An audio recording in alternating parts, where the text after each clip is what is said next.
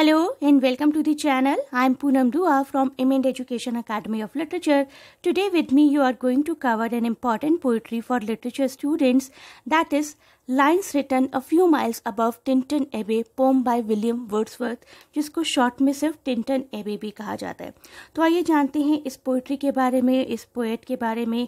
Full title देखिए कितना बड़ा है, Lines Written a Few Miles Above Tinton Abbey on Revisiting the Banks of the Wye during a tour July 13, 1798. This is the full title and is often abbreviated simply to Tintern एबे। तो बहुत बार हम इसको Tintern एबे भी बोल देते हैं और टिंटन एबे से सभी स्टूडेंट, सभी टीचर बड़े इजीली आइडेंटिफाई करते हैं। ऑल्दो ये एबे एक तरीके की बिल्डिंग होती है, स्पेसिफिकली रिलीजियस बिल्डिंग, जो कि इस पोइट्री में अपीयर नहीं करती है। पोइट्री में ज़्यादातर जिक्र है आसपास की सीनिक ब्यूटीज़ का।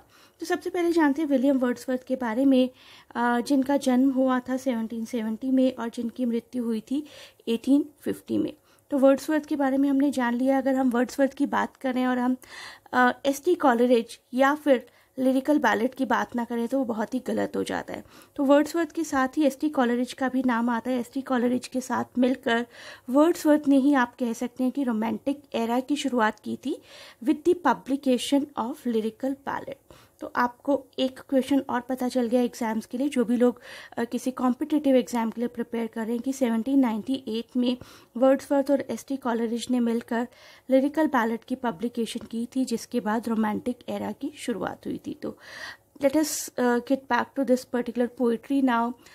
The poetry deals with the subjective experience of the poet. Poet का एक subjective experience है किसी thought के बारे में, किसी philosophy के बारे में, and everybody knows कि Wordsworth बहुत ज़्यादा nature की बात किया करते थे। तो इस poetry में भी nature का ही जिक्र है और नेचर के साथ साथ एक पोएट के माइंड की ग्रोथ किस तरीके से होती है वो भी दिखाया गया। ये इस पोएट्री का फुल टाइटल है, lines composed a few miles above Tintern Abbey on revisiting the banks of the Wye during a tour July 13, 1798, commonly known as Tinton Abbey. This is a poem written by British romantic poet William Wordsworth, and Wordsworth had first visited this place when he was 23 years old, और उसके 5 साल बाद Wordsworth दोबारा आए हैं इस place को visit करने के लिए। और किस तरीके से इस प्लेस को वो अब एसोसिएट करते हैं अपनी प्रेजेंट कंडीशन के साथ। जब पहले आए थे तो उनकी फील क्या थी इस प्लेस को लेकर, और अब आए हैं तो उनकी फील क्या है इस प्लेस को लेकर, ये सब कुछ इस पोएट्री में उन्होंने दिखाया है। तो वर्ड्सवर्थ के बारे में तो हम जानते हैं, Wordsworth wrote the pome after revisiting the ruins of a medieval एबे। ये आप देख सकते हैं इस तरीके का प्लेस हुआ करता था एबे, kind of religion place or religious building you can say. So Wordsworth wrote the poem after visiting the ruins of an abbey on the England-Wales border. I told you this is a building where monks or nuns used to live, and some abbeys are now used as churches as well. So he visited the place and was so pleased with it that he sent this poetry to his publishers, asking it to be included at the 11th hour in lyrical ballad. तो ये एक ऐसी poetry है जिसको बहुत ही last moment पर lyrical ballad में include किया गया था। तो ये भी आपके किसी क्वेश्चन का आंसर कर सकता है, मे बी किसी कॉम्पिटिटिव एग्जाम में। तो जानते हैं इस पोएट्री की फर्दर समरी क्या है, इस पोएट्री में पोएट ने क्या बात की हुई है।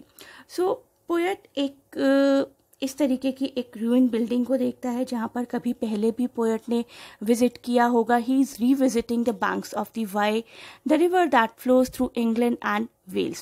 So 5 years after he was lost there, and Wordsworth admires the murmur of the water.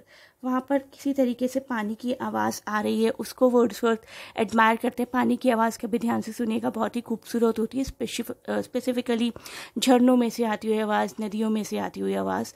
और वर्ड्सवर्थ पानी की आवाज़ को, पानी की मर्मरिंग को तो एडमायर करते ही हैं, उसके साथ ही साथ आसपास फैली हुई, ये देखिए कितनी अच्छी सी ग्रीनरी है हर जगह, आसपास फैली हुई ग्रीनरी को भी बहुत ज़्यादा एडमायर करते हैं। और ऐसा लगता है कि ये ग्रीनरी, ये पानी की आवाज़ कहीं ना कहीं हमारे पोएट को एक तरीके की शांति प्रदान करती है।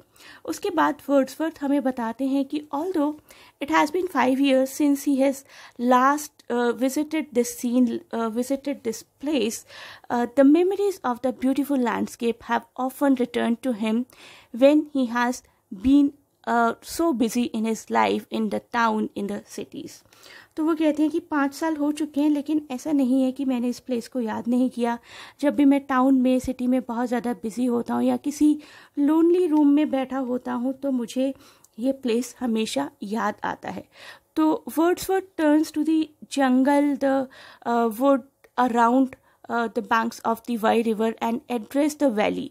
ऐसा लगता है कि वैली से खुद ही बात करें, नेचर से खुद ही बात करें. Telling the valley that his thoughts have often wandered to memories of it. तो वैली को बताते हैं कि मैं तुम्हें भूला नहीं हूँ, तुम्हारी थॉट्स हमेशा मेरे दिमाग में रहती हैं, मैं जितना भी अपनी सिटी लाइफ में बिजी रहता हूँ, नो मैटर. तो वर्ड्सवर्थ सिर्फ फिर अपनी पोइट्री को थोड़ा सा शिफ्ट करते हैं, अपने फोकस को थोड़ा सा शिफ्ट करते हैं और अपने पास्ट सेल्फ की तरफ जाते हैं, अपने ही पास्ट को याद करते हैं. Reflecting that when he first went among nature like this he was a carefree boy. तो बिल्कुल लापरवाह सा एक लड़का था, who went eagerly to nature rather than going to it because he was fleeing from something that is troubles of the adult world. तो कहती हैं कि पहले उन्होंने नेचर की ब्यूटी को एंजॉय किया and now he is enjoying the philosophical beauty of nature. तो जब हम छोटे होते हैं, किसी मान लो किसी सीनिक ब्यूटी के पास गए हैं, किसी नेचुरल प्लेस के पास गए हैं, तो we just enjoy the beauty. वहाँ पर उछल कूद करते हैं, वहाँ पर एन्जॉय करते हैं अपने फ्रेंड्स के साथ, अपनी फैमिली के साथ. लेकिन अगर हम उसी प्लेस पर किसी ओल्ड एज में जाएं, एक मैच्योर्ड एज में जाएं, तो शायद हमारे दिमाग में कुछ फिलोसफिकल थॉट्स आ जाएंगी. वो नेचर हमें instead of providing too much Joy will provide too much tranquillity. शायद एक एज के बाद हम लोग शांति की तलाश में ज़्यादा होते हैं. तो हमारे पोएट को, वर्ड्सवर्थ को इस वक्त इस प्लेस पर थोड़ी सी शांति, थोड़ी ट्रैंक्विलिटी मिल रही है. और जब बचपन में 23 ईयर्स की एज में, नॉट बचपन एग्जैक्टली, तो 23 ईयर्स की एज में वर्ड्सवर्थ कहते हैं कि मैं बहुत केयरफ्री हुआ करता था. मैं नेचर को इतने फिलोसफिकली, इतने डीपली अंडरस्टैंड नहीं करता था. मैं सिर्फ यहाँ पर मस्ती कर रहा था, मैं सिर्फ यहाँ पर मज़े कर रहा था. और आज जब आया हूँ तो मेरे दिमाग में नेचर को लेकर फिलोसफिकल थॉट्स आ रहे हैं कि नेचर किस तरीके से हमारी लाइफ को शांति प्रदान करता है. तो आगे बढ़ते हैं. He enjoyed nature when in his thoughtless youth. Thoughtless youth से मतलब है कि ही वॉज अनकेयरिंग और ही वॉज अनथिंकिंग और ही वॉज अनरिफ्लेक्टिव. तो अपने थॉटलेस यूथ में यहाँ पर आए थे इससे पहले हमारे poet Wordsworth. But now it carries deeper significance. अब उनके आने की वैल्यू थोड़ी सी डीपर है, because he can hear the silence of the nature now. तो जब बचपन में आए थे, 23 ईयर्स की एज में आए थे, तब शायद नेचर को इतना अच्छे से उन्होंने अंडरस्टैंड नहीं किया था, ना देखा था ठीक से, ना सुना था ठीक से एक पोएट के पॉइंट ऑफ व्यू से. शायद आज वो उस नेचर का साइलेंस सुन पा रहे हैं. Now he carries deeper significance of the nature. तो अब नेचर को बहुत ही डीपली अंडरस्टैंड कर रहे हैं. He relates nature with tranquillity now. तो इसी नेचर को जिसमें उन्होंने कभी भाग दौड़ की थी, उछल कूद की थी, मस्ती की थी, मज़ा किया था, इसी नेचर को आज वो शांति के साथ एसोसिएट कर रहे हैं. सो अब फाइनली वर्ड्सवर्थ क्या करते हैं. वर्ड्सवर्थ एक्चुअली यहाँ पर आए हैं अपनी सिस्टर के साथ, जिसका नाम है डॉरथी. तो डॉरथी अभी उस एज में है शायद जिसमें वर्ड्सवर्थ पहली बार आए थे. तो वो डॉरथी को कह रहे हैं कि इस नेचर को fully enjoy करना. So finally Wordsworth addresses his companion with him by the banks of the river. Why? His sister Dorothy, because they are brother and sisters and have spent their lives together. Looking at Dorothy reminds Wordsworth of the boy he was. She is a shortcut back to his childhood we can say. तो एक तरीके से Wordsworth को लगता है कि ये मेरा ही पास्ट है डॉरथी एक तरीके से. So Wordsworth goes on to say that nature को पर्सोनिफाई भी करते हैं और नेचर से बात करते हैं और नेचर को कहते हैं कि आपकी ब्लेसिंग्स हमें चाहिए. नो मैटर वॉट लाइफ में bring, he asked Dorothy to remember this place, this scenic beauty, and to remember their visit to this place, to this abbey, this Wye Valley in the years to come, so that she can also cherish the memories in future.